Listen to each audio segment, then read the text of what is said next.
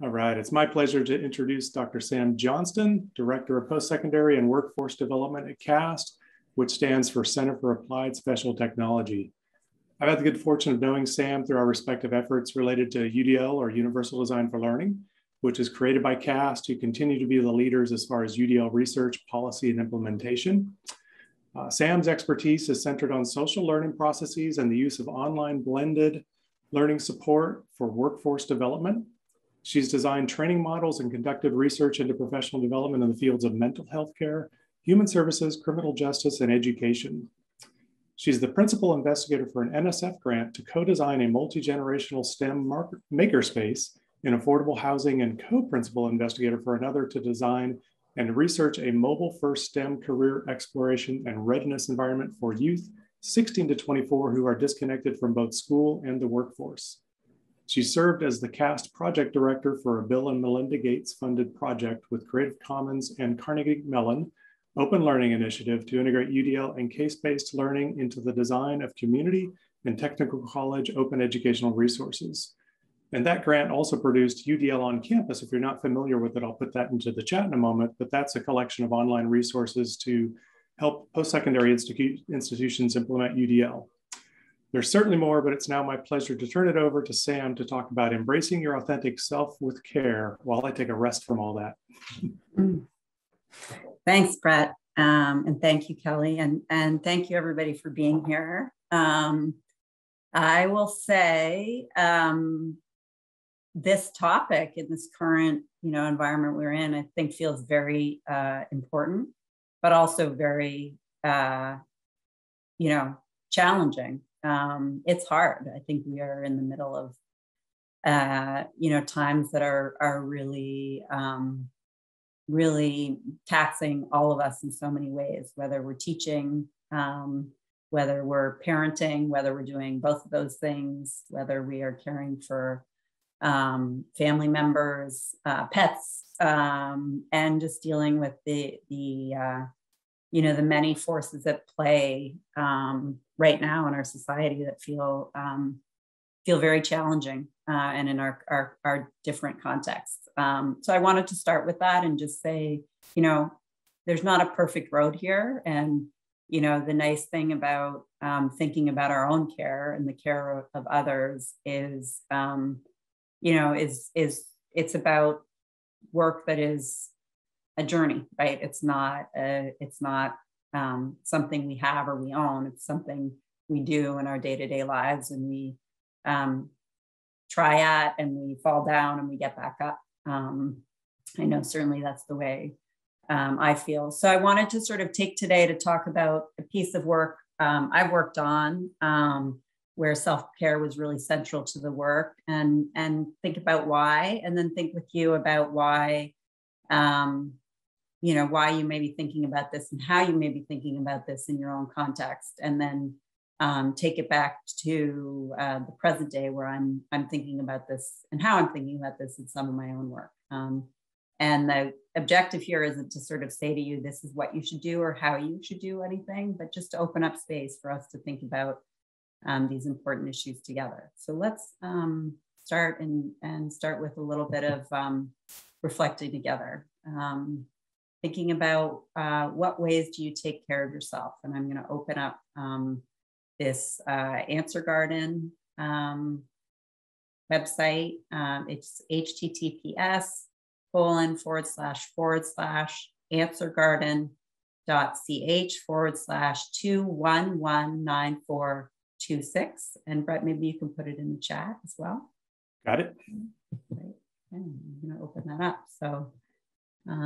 And Sam, while you're going there, just to let folks know, you can put in multiple responses. Hopefully you have multiple methods of caring for yourself. So please put in as many responses as you like. Each is up to 20 characters.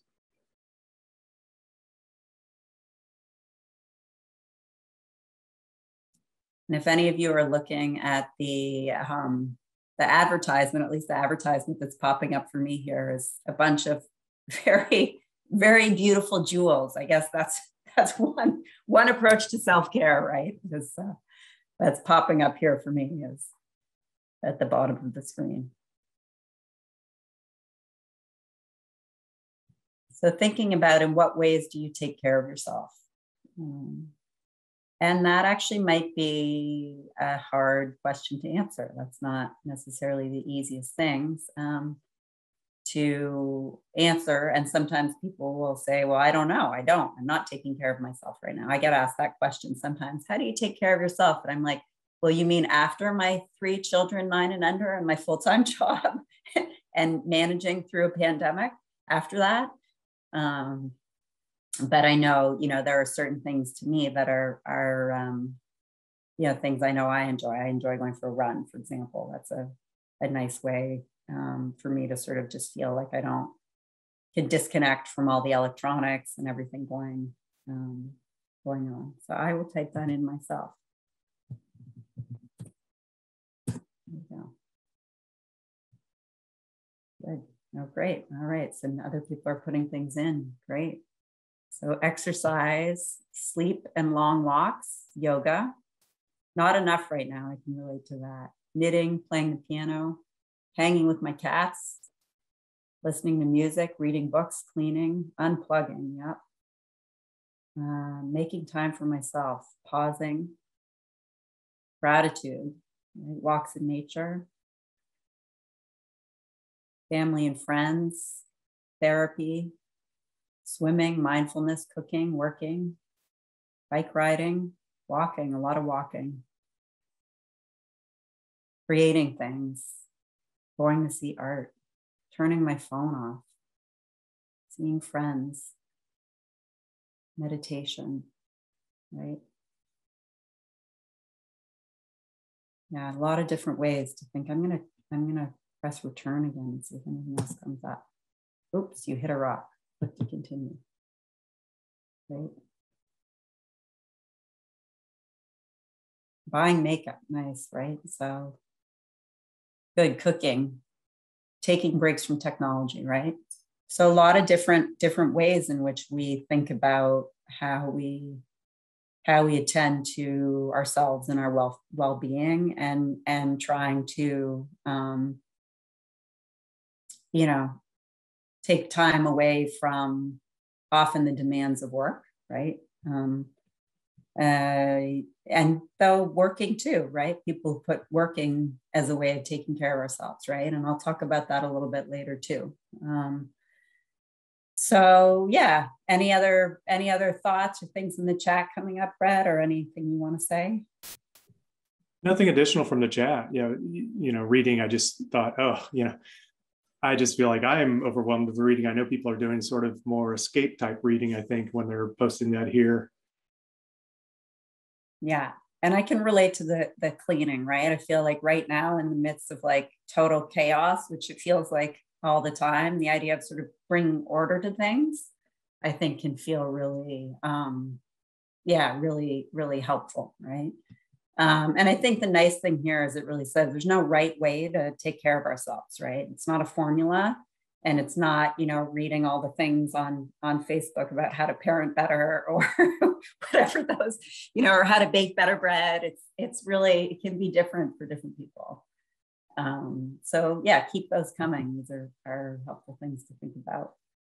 But I wanted to sort of share with you something I've worked on now a number of years ago, but it's still going on, about the really deliberate role of self-care in this work and why. So it's going to be mostly in quotes and stories, but I wanted to share one from this program that I helped to develop and work on, called the Global Mental Health Program. And this is a graduate from the 2008 cohort who said, in light of my renewed appreciation for work healing environment, I've begun to reorganize and remove some of the stacks on my desk and in my office.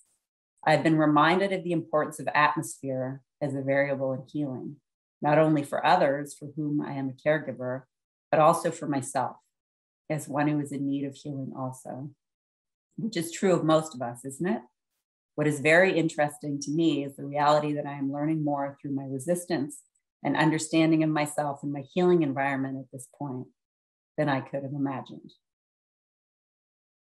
So a lot in there that's really powerful, right? The idea of atmosphere, the idea of sort of making our healing environment or an environment around us that feels like ones where we can experience well-being and feel well-being, and that's hard, right? That we sometimes resist that, and also the environments around us right now are challenging. I know, the average higher education environment right now is filled with some really aspects of the atmosphere that are hard for everyone. So how do, even with these circumstances, we think about self-care and healing, and why? And one of the main reasons I think I found self-care to be so important, and I connect it really to thinking about environments where teaching and learning is happening, is teaching and learning really, happens from people. So, right, even if we think about reading a novel and that's material, someone wrote that, someone put themselves into that. Really, people are really our carriers of knowledge, right? So if the people in the environment are fully embedded in that environment or engaged in things that they believe in that are meaningful to them, they can support one another, right? If they can learn from one another, if they feel like they want to participate and be who they are in that environment, it really makes for a better learning environment for everyone, right? So not only are people carriers of knowledge, right? But some of the most important knowledge that helps us learn how to do something or really master a skill or knowledge domain, it's not codified knowledge, right? It's stuff that we get by sort of dwelling in it, right? It's that tacit knowledge that we can't really see, but we need to intuit and feel and share with others in that way. And that really requires a lot of our care and attention to ourselves to be able to be fully present in our learning. And I really believe that peers are often the best people to bring one another into a new practice, right? Or into a new environment. And so how are we, especially in this environment, have the sort of things we need in our environment to keep learning, to keep innovating, and also sometimes to stop, right? And to just say, this is as much as I can do right now. I can't do more. And that's okay. And to just be present in our classrooms or in our environments as we are, and let them be really imperfect right now, because they are. And then really thinking about this in terms of, education, right? Education isn't just, as Wenger says, it's not just formative about, teaching us how to do something, but it's also teaching us how to be something, right? Or be someone or occupy a certain role. It's transformative, right? It involves opening up identities, right? Possible selves for ourselves, right? And so if we can be our authentic self in our context of our environments and our work, we can also help bring that about for other people as well, right? Education really shouldn't be just formative, it should be transformative. So, people are really, to me, the main ingredients in learning and teaching environments, not books, not PowerPoint slides, not the built environment. It's the people that are in there. So how those people show up or can show up and are supported to show up is really, really important. And when I'll talk about the global mental health program that we worked on, self-care was so important in that work for just those reasons, because the work is really about the people. So if you just think about why something like this exists before I talk about this program, and I love that, many of you are coming from around the world. We're not just in one place, but mental health care in a global context. Almost 1 out of every 3 people worldwide experience a mental health disorder. So this might be, experiencing depression, major anxiety, a mood disorder, things where we just feel like trying to do what we're doing every day, we just don't feel like, it's manageable all by itself. So we need other sources of support, and hopefully we can get those, right? And this is higher and is highest in high poverty areas, right? Problems compound themselves. Poverty in and of itself can be traumatizing, and that can contribute to feelings of feeling, right? If you don't have the resources you need to attend to your family, or, access work you want, it can be compounding. It can generate more anxiety and more sadness, and those can snowball. And there is an extreme and growing shortage of mental health workers, and that further compounds a problem of access to mental health services, resulting in limited access to services and reliance on traditional healers in some nations. And in some ways, I'm not saying that's a problematic thing, but we want both people who are culturally competent and understand the things from the environment that are needed, and also things that, for example, have a solid evidence base to address something like depression or an anxiety disorder, and bring those combination of understanding the cultural context and other evidence bases and supports and treatments approaches to the table, right? So we want to think about how do we try to address mental health care in a global context. And so that leads to a need for real professional development, right? Interdisciplinary professional development that can support people working all over the world. And this really comes from the founder of the Global Mental Health Program, who brought together public health leadership in many, many countries across the world to sort of agree to address mental health care in a holistic way, and to sign on to professional development as one piece of that. But there is a shortage of adequately trained professionals working at the local level to improve global mental health, especially in regions that have experienced mass violence or natural disaster. I would say, many of us right now globally are, very few places are not we're experiencing essentially a public health disaster, as well as violence in many other areas in terms of social justice and racial justice, and a lot at play right now. This idea of this being isolated to some places is small, and in this work that's happening on the ground, there's often little access to what is the best thing to do right now to address mental health related challenges, and a lack of kind of ongoing support or supervision. So that was sort of the impetus for creating professional development in this context. And we'll talk about why self-care was such a part of this. So, it really has two sides to it. So really thinking about researchers, policymakers, and doctors. So, on the first side, people who are working in a local context may not have support and supervision and access to evidence-based practices. But then you also have people that are pretty removed from understanding, right, the work on the ground, researchers, policymakers, doctors working cross-culturally, right? They may have limited knowledge of cultural and social context surrounding recovery, which is just as important as evidence-based practices, right? What makes sense in the context of that culture and that society, and have often not as many partnerships as they might with those involved in healing communities at the local level. And then what happens is solutions may be inappropriate for the societies they're intended to serve, right? So that was sort of the impetus for creating this professional development, this program that existed, this global mental health program we created. And the mission of it was really to maximize both a scientific and cultural approach and methodology to reduce suffering, minimize disability, and generate new knowledge for the recovery of really what is, more than 1 billion people exposed to mass violence and disaster worldwide. And I would say right now, these numbers don't seem surprising at all, right, across the globe. Think of people who've, lost a lot with just the pandemic.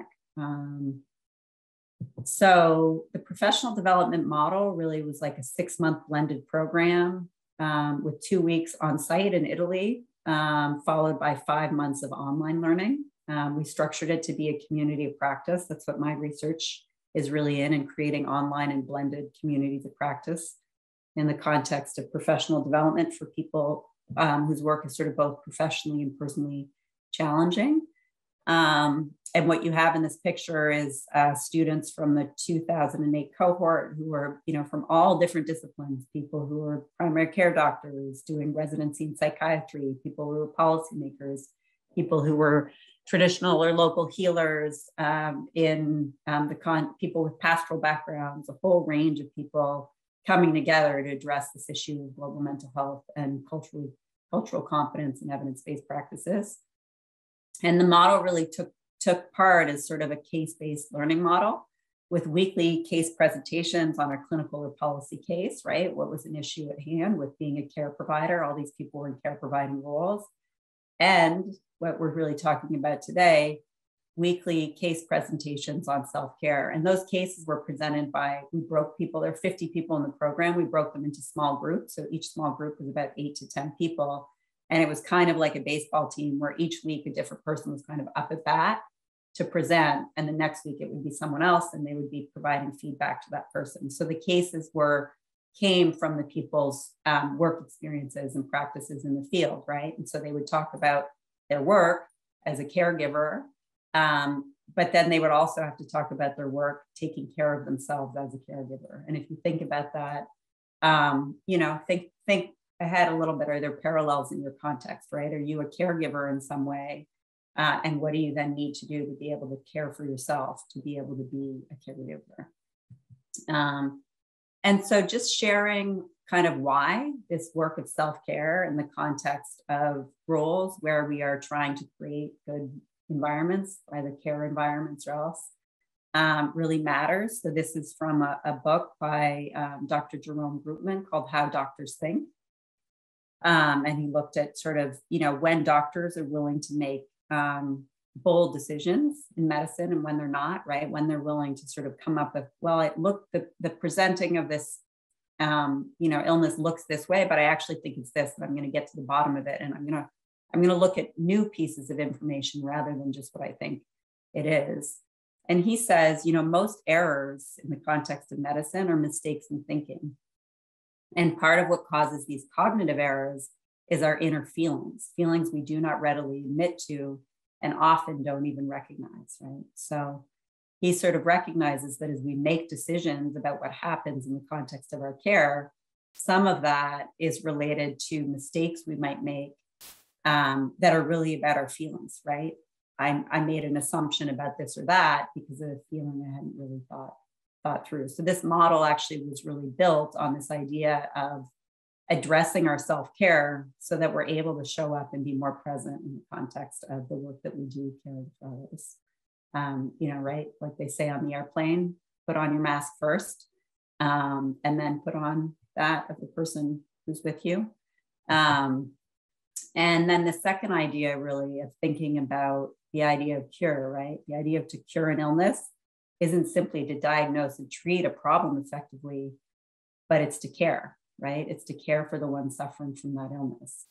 And at its root, the idea to cure, actually the origin of the word really means care. The word cure at its origin comes from the idea of care. And this is Donald Winnicott, who was a psychoanalyst and pediatrician, and it's a talk he gave to nurses and doctors in 1970. And so this idea of caring as being central to helping people feel better, right? And helping people do what they want to do.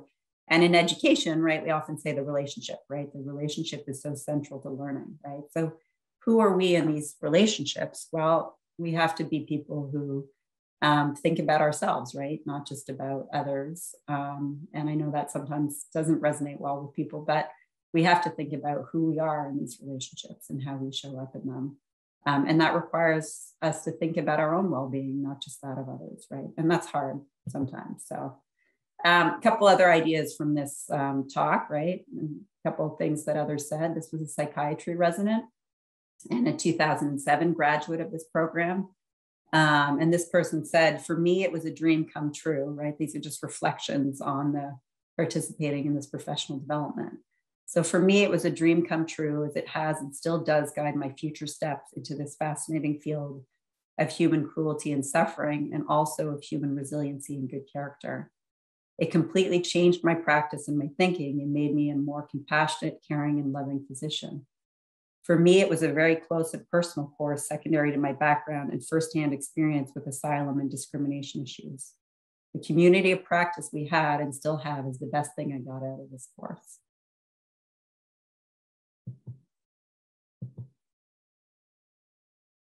And then if you think about Sorry, one more I wanted to share, and then let's stop and pause.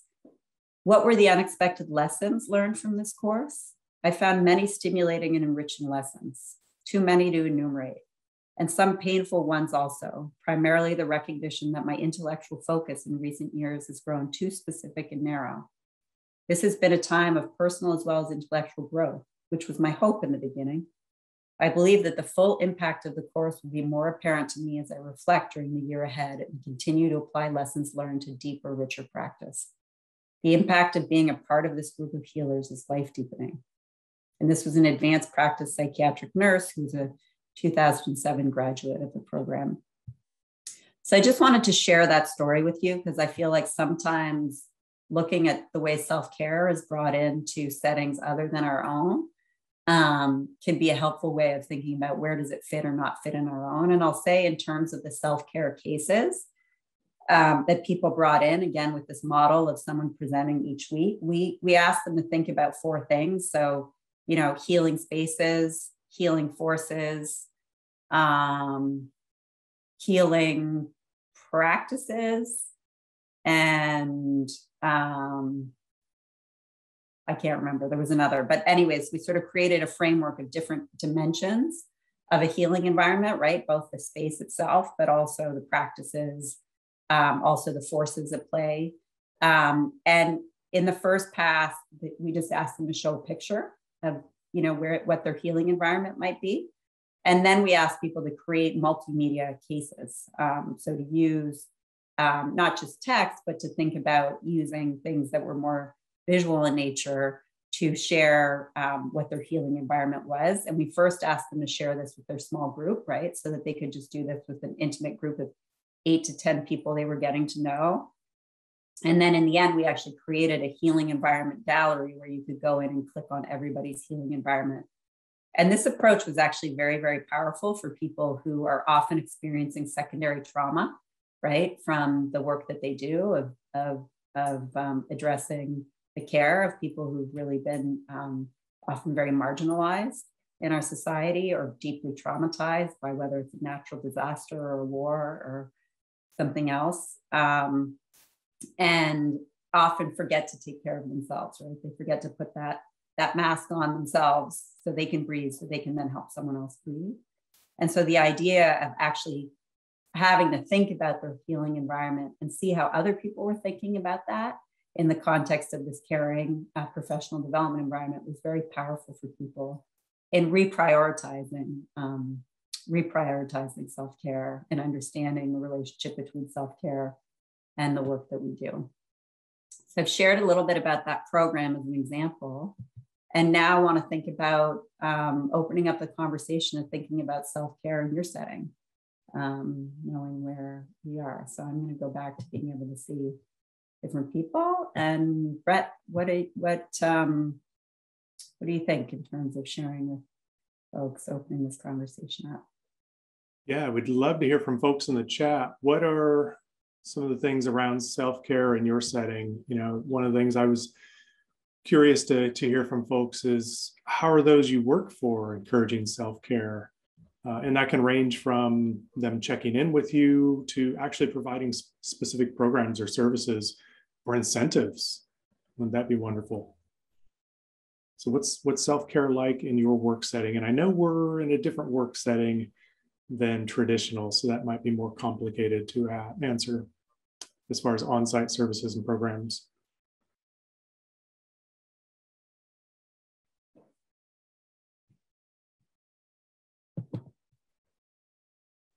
I'll pull the chat up too. Lost my floating controls.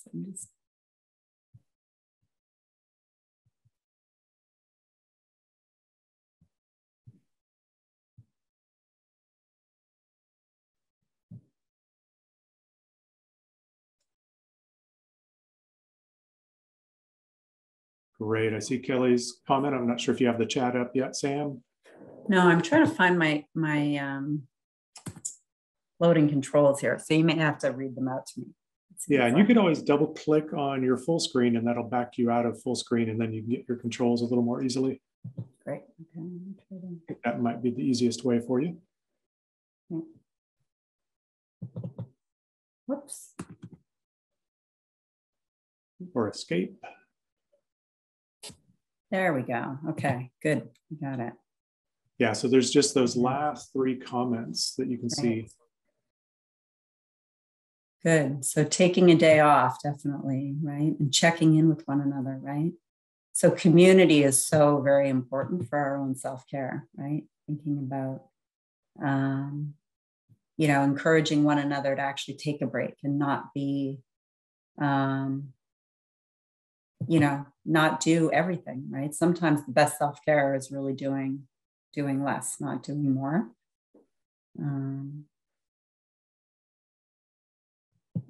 And having a community, right? Flexibility in terms of being where we can work in the office or remote. I think that's extremely important for people right now, right? In terms of being able to, feel like we could be part of everything, right? That, the extra burdens that are there now mean everything takes more time, right? The capacity just to be somewhere where you can take your mask off, right? If you're wearing a mask, right? That's, that flexibility is so important if it's possible. And checking in on families of colleagues as well, right?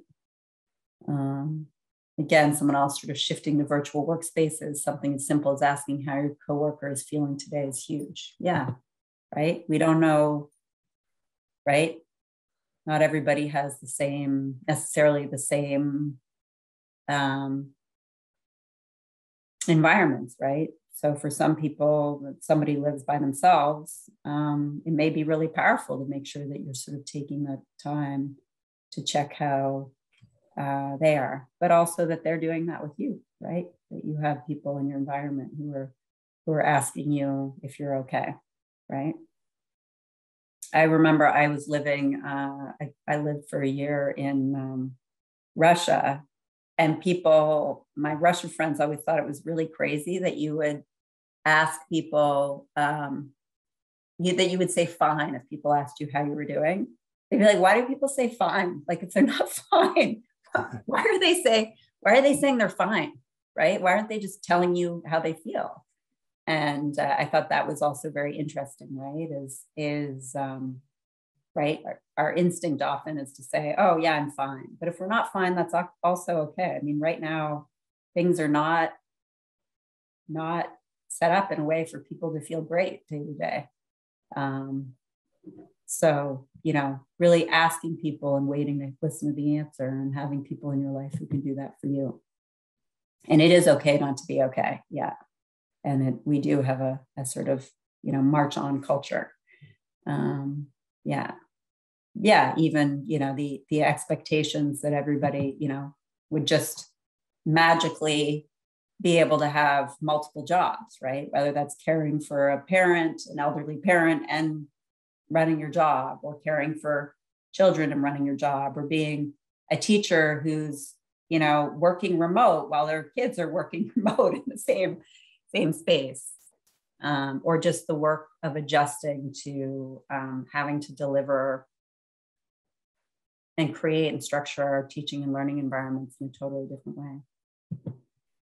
Good. I wonder if folks have been kind of following what's being now called the Great Resignation, where we have so many people who are being told you have to come back into work, and they're saying, no thanks, I'm done, I quit, or I'm retiring, that type of thing. And I think self-care would be a huge part of that, of the reasons why they're choosing not to go back.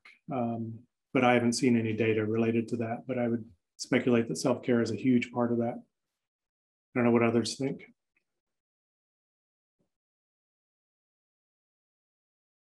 And separately, I'm kind of reminded of a statement that my yoga instructor will often say, is just sort of having you check in with yourself and observe where you are mentally and physically, but to just observe, not judge, that you are where you are, and that's okay. And then where do you want to go from there? So that type of check-in can be healthy.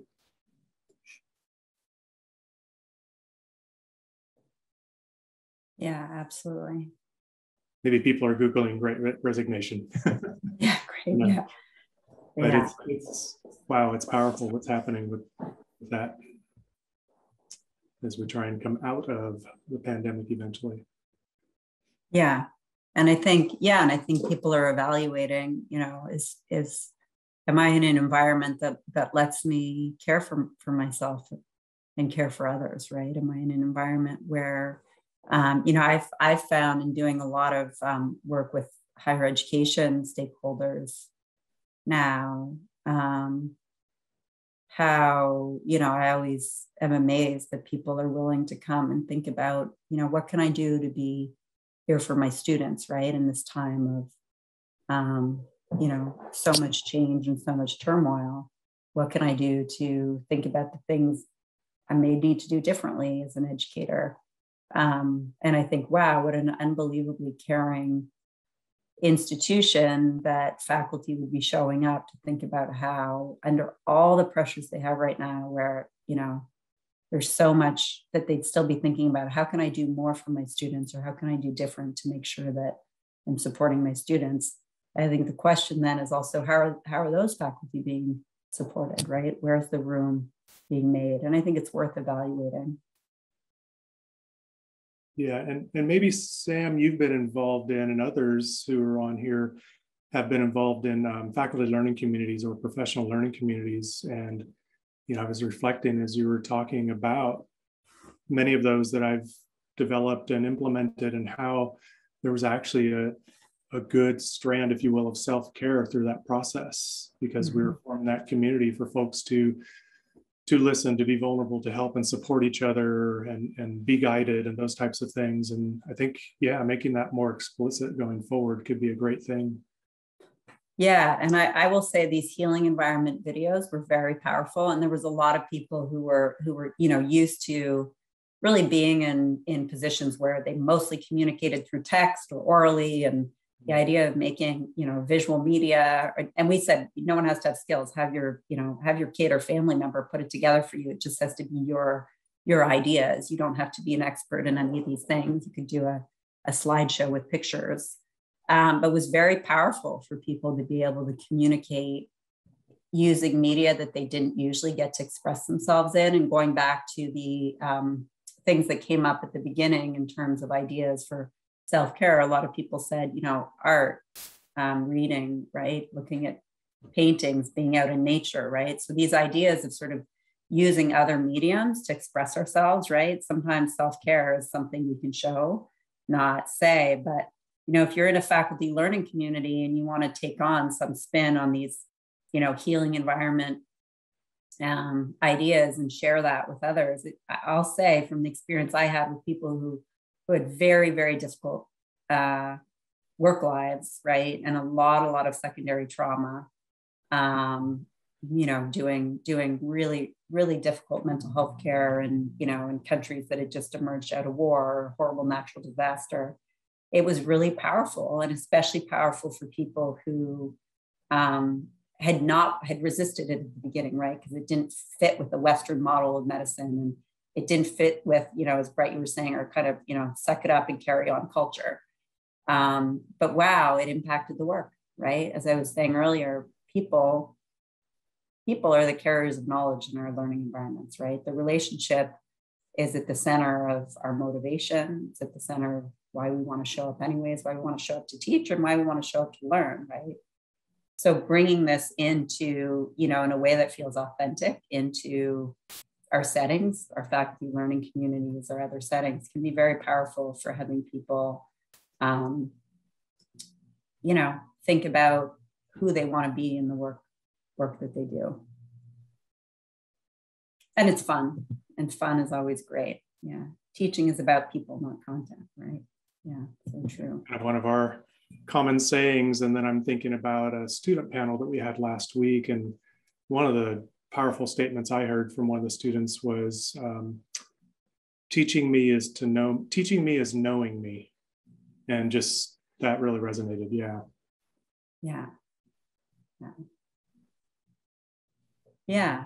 Well, and then I wanted to sort of, you know, round out with thinking about a way that I think about my self-care in my current setting. So I talked to you about, you know, work I had worked on to help bring self-care into a professional development setting, you know, in terms of global mental health program and the healing environment videos that people did and how that was structured.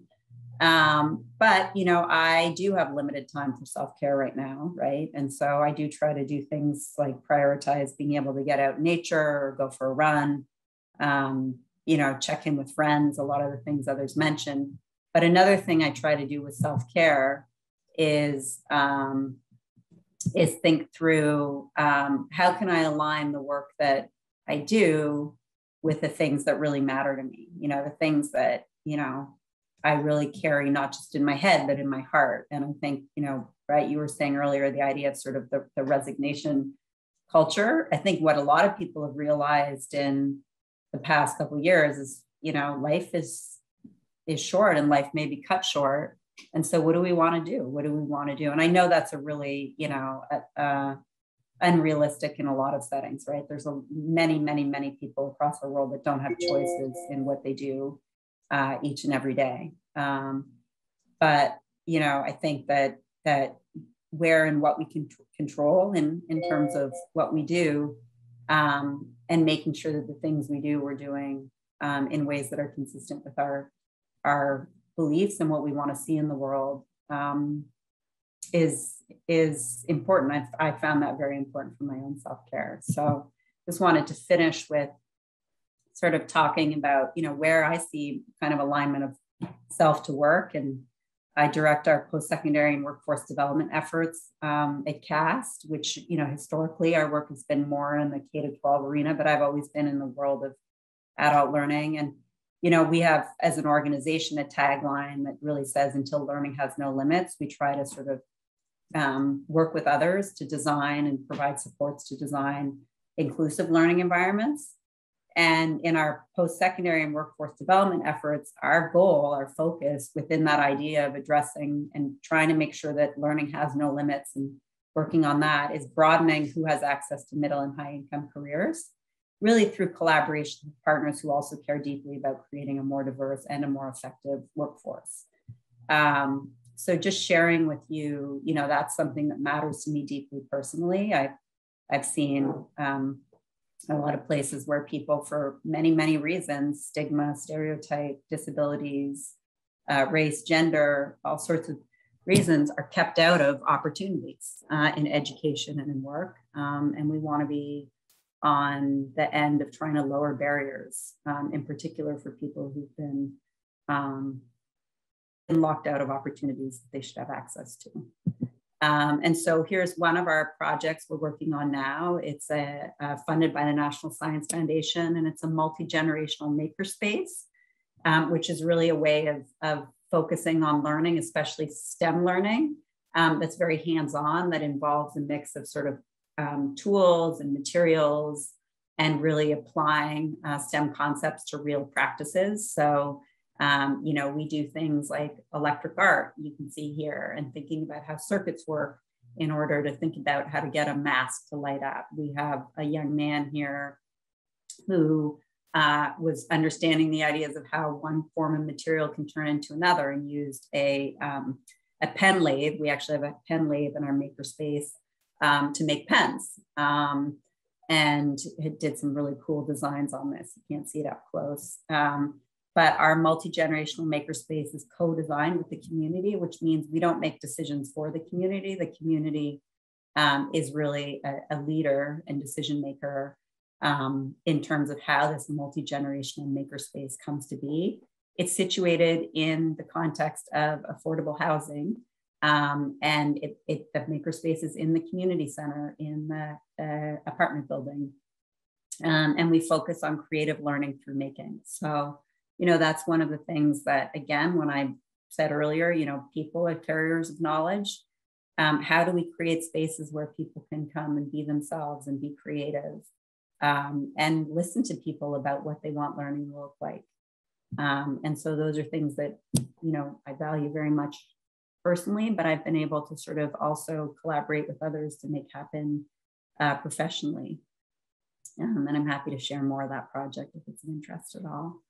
And then another piece of the work that also, in terms of my own self-care, I have a child with a disability, and I focus a lot and thinking a lot about, what will the world look for her as she moves up through the education system, as she moves into work. Will doors be open to her, right? Or will they be closed, right? And so I have here a picture of Justin Dart, who was a person in a wheelchair, who was one of the leaders of the American with Disabilities Act and civil rights, getting that going. And this is a picture I took at the Civil Rights Museum in Topeka, Kansas, which actually was in the building of where the school with Brown versus Board of Education. It was the school that actually was closed down as part of Brown versus Board of Education. But he really sort of talks about envisioning education for all and healthcare and jobs and communities for all. And so one of the things we've done internally at CAST is we leveraged a funding source through our State Department of Labor to ensure that all of our staff, from our, finance group to our HR group, to those of us who are, out in the world doing presentations like this, to people who are building software, that we have all of the most current best practices, and that we're training our workforce in accessibility, so that we're an organization that is truly disability inclusive. So that if I have a colleague with a visual impairment, I don't send something out that person can't access, right? And we're really using that as, we're measuring our success as an inclusive workforce, right? We're building in, across a couple of years, pretty intensive training and adjustments to our workflow for the whole organization, and ensuring that all of us take responsibility for making sure that it's a good place to work for a person with a disability, right? That we don't make it a place where we say we're really inclusive, but then all of a sudden someone gets an email or a document or something else that they can't access because we've made assumptions that they can see it or that they can hear something. And so that's another way in which I've, tried to align what I care about personally, which is the world of, broadening who and how we think about our education systems and our workplaces to be more inclusive of diversity, which I think increases the effectiveness of our environments. But then trying to build that into my work where I can. So I'll stop there and see if other people have thoughts about that issue of alignment. And Brett, if you have other ideas you want to share, and just sharing as a closing here, but this kind of Etienne Wenger, who's one of the founders of Communities of Practice, is really a person whose work I followed and learned and studied and replicated. And he really says, education in the deepest sense, and at whatever age it takes place, concerns the opening of identities, exploring new ways of being that lie behind our current state. Whereas training aims to create an inbound trajectory targeted at competence in a specific practice, education must strive to open new dimensions for the negotiated self. It places students on an outbound trajectory towards a broad field of possible identities. Education is not merely formative, it is transformative. So I will stop there and see if anyone have thoughts about aligning their work with their own care or their values, or other thoughts that come to mind around self-care. And I don't have it right by any stretch of the imagination. I'm just sharing sort of some ideas of how I've seen it show up in places I've been lucky enough to help develop, programs I've been in, and how I've tried to bring it into some of my own self-care into my own life, knowing that I probably don't do as good a job as I should.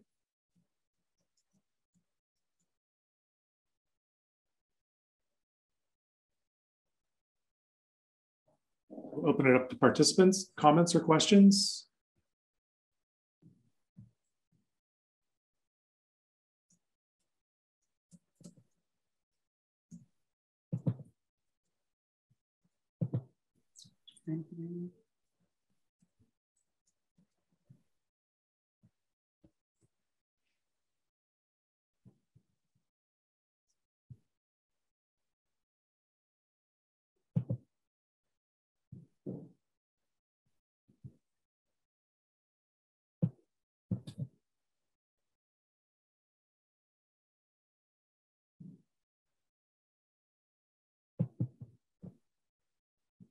Always making sure to pause here, give people time to think, time to type.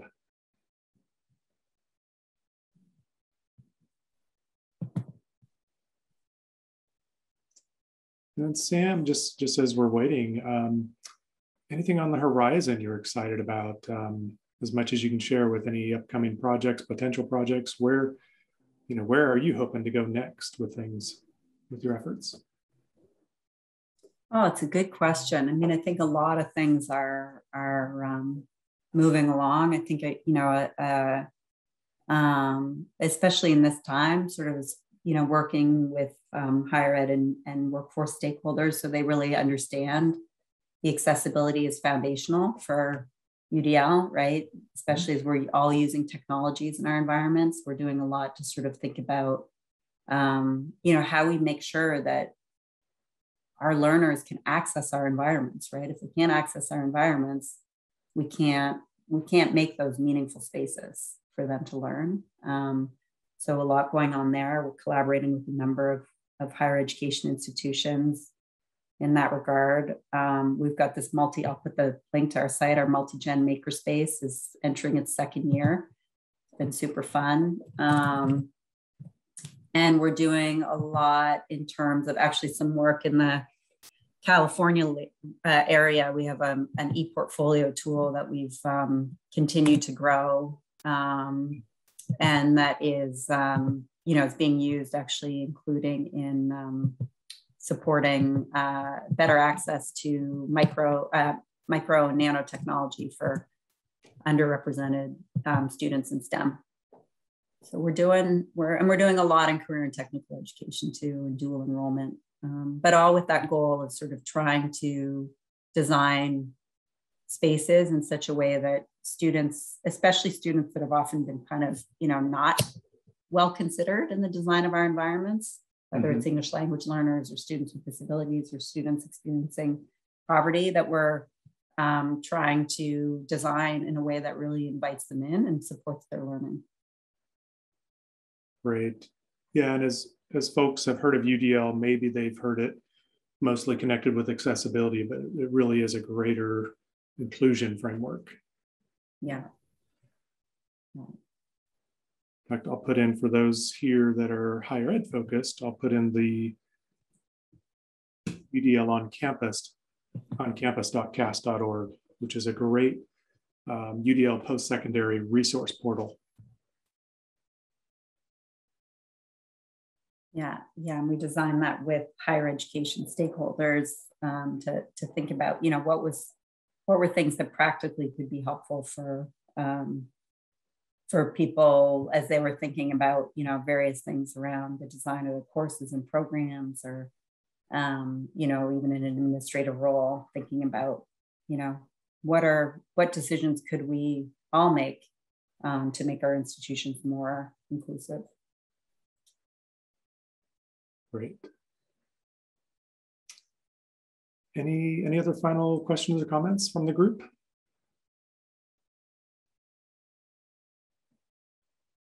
Again, I'll pause for a moment.